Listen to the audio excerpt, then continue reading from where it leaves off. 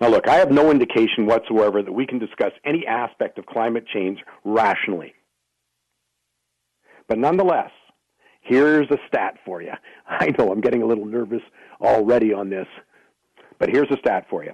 If oil sands production was permanently shut down, as prominent environmental advocates demand, Environment Canada estimates that would reduce global emissions by 0.12%.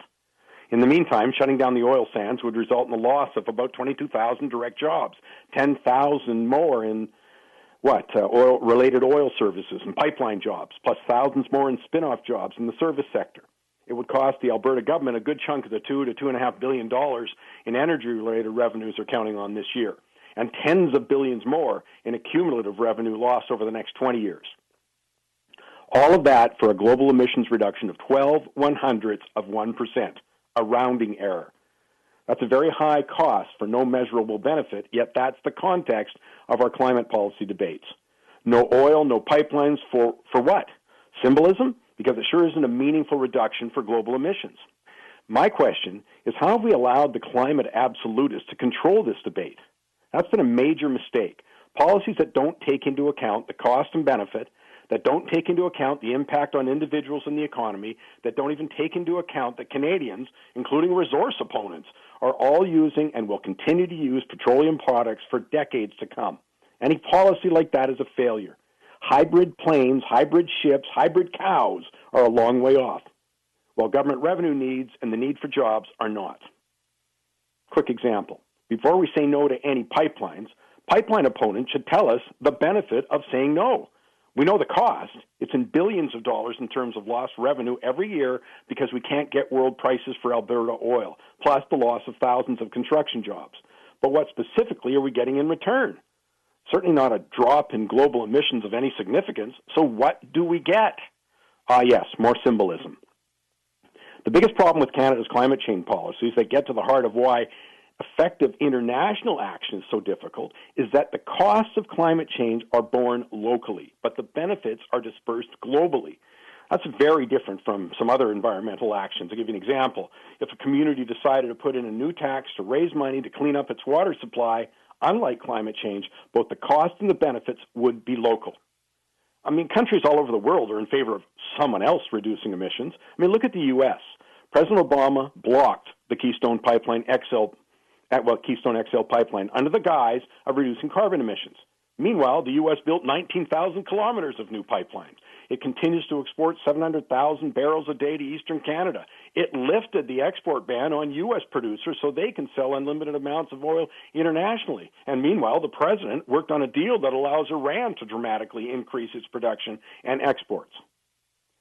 Just to be clear, I'm not making an argument to take no action on climate change. I'm demanding a rational debate that includes a cost-benefit analysis of various policy options.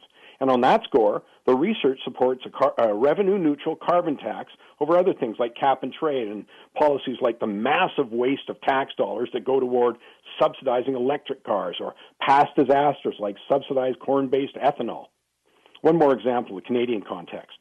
If you shut down all of Canada, no people, no cars, no industry, no individual businesses, no machinery, no agriculture, the total reduction in global emissions would be under 2%.